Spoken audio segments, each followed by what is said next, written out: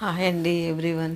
నేను ఇవాళ cabbage, potato, tomato వేసి సబ్జీ వేసానండి కర్రీ.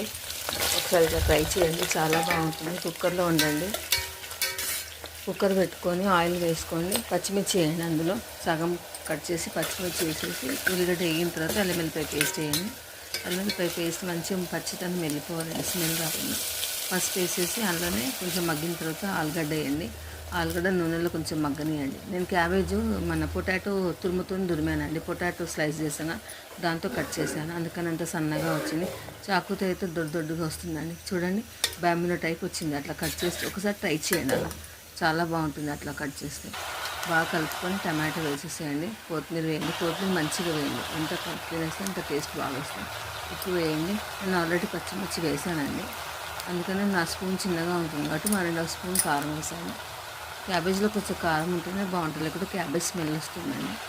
అలా మంచిగా కలిపేసి నేను ఏ స్పూన్తోనైతే కలిపాను ఆ స్పూన్తో 2 స్పూన్స్ వాటర్ వేసానండి, ఎందుకంటే కొంచెం ఆలుగడ్డ ఉడకాలని. మళ్ళీ అంతా కలుపుకొని ఒకసారి నూనె కొంచెం పైకి వస్తుంది. కుక్కర్ లిడ్ పెట్టేసేయండి. ఒక 2 విజిల్స్ అండి. 2 విజిల్స్. చూడండి ఎంత బాగా వచ్చిందో. అసలు వాటర్ కూడా లేదండి అందులో. చూడండి, పొటాటో పైకి వచ్చేసింది, టమాటో పైకి వచ్చేసింది, కలర్ఫుల్గా ఉంది సబ్జీ. ఒకసారి ఇలా ట్రై చేయండి. ట్రై చేస్తేనే మీకు టేస్ట్ తెలుస్తుంది. అప్పుడు నాకు కామెంట్ చేయండి. అప్పుడు నేను మీరు చూశారు, ట్రై చేశారు అనుకుంటాను నేను కూడా. ఒక్కసారి ఇలా ట్రై చేయండి. క్యాబేజ్ చాలా బాగుంటుందండి. చూడండి, అస్సలు వాటర్ లేదు అందులో. ఎంత బాగా